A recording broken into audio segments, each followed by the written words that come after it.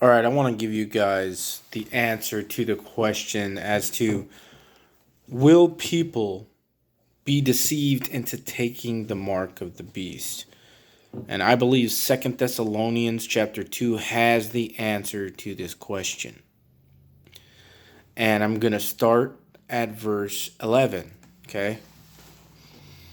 And for this cause God shall give, excuse me, and for this cause God shall send them, strong delusion that they should believe a lie, that they all might be damned who believed not the truth, but had pleasure in unrighteousness. But we, now we're talking about election here, when he says, but we, election.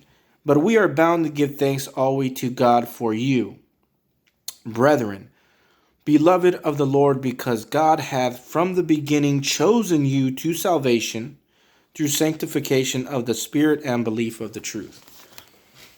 So we're dealing with election, God's sovereign will to save who he wants to save and show the truth to who he wants to show the truth to, and for them to even believe the truth. And before that, it says that the strong delusion and the lie is sent to them. Them. Who are them? Who are not elected to salvation. The rest of the world that is not elected by God. It comes down to election. You see, because when you say, is a person going to be deceived and take the mark of the beast, you're really putting it all in their hands.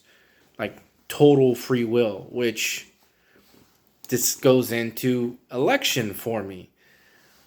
Some people say, oh, we have total free will, and some people say we don't have free will at all. I believe the truth is usually somewhere in the middle of two extremes, because you see both in the Bible. You see God taking over somebody's free will, like Pharaoh, right? God hardened Pharaoh's heart so he could not repent. And even in 2 Timothy chapter 2, verse 25, it says that God is the one who gives a man the power to repent, which is the change of mind, change of heart. And then we see the word free will in the Bible 17 times in the Old Testament, having to do with free will offerings. And this is in the Old Testament Israel. So I believe there's both. But when it comes down to salvation, I do not believe in free will. I believe that Ephesians chapter 1, verses 4 and 5 make it clear that God has predestined those unto adoption by his good pleasure. That's exactly what it says. Paraphrasing it, but that's what it says. He has predestined those who he is going to save unto the adoption, which is salvation, according to, now this is the mechanism, according to his good pleasure. And that's God for you. He's above all. He's going to do what he wants. He's going to save who he wants, how he wants. So it comes down to election. So to answer the question are people going to be deceived into taking the mark of the beast? The real question is God, who is God going to give up as reprobates to take the mark of the beast? Or he's probably given a lot of people up already, as we can kind of notice in the world. But that's what it comes down to. Because when you say, are they going to be deceived? Like I said, that's leaving it in a person's free will 100%. And I don't believe the world works like that. I don't believe that there are these just everybody is making these random choices that have nothing to do with God or the devil. I don't believe that. I don't believe in stuff like that, especially when you read the Bible.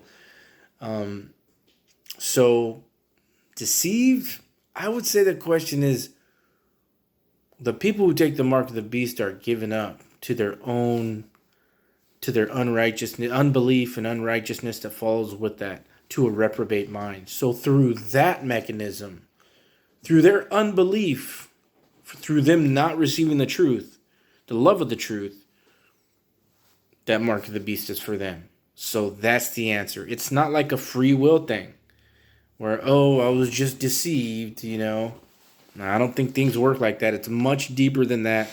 Comes down to election, comes down to God's sovereign will over everything? So that's the real question. Thank you guys for listening. Hit a Wisdom 2020. That's my answer.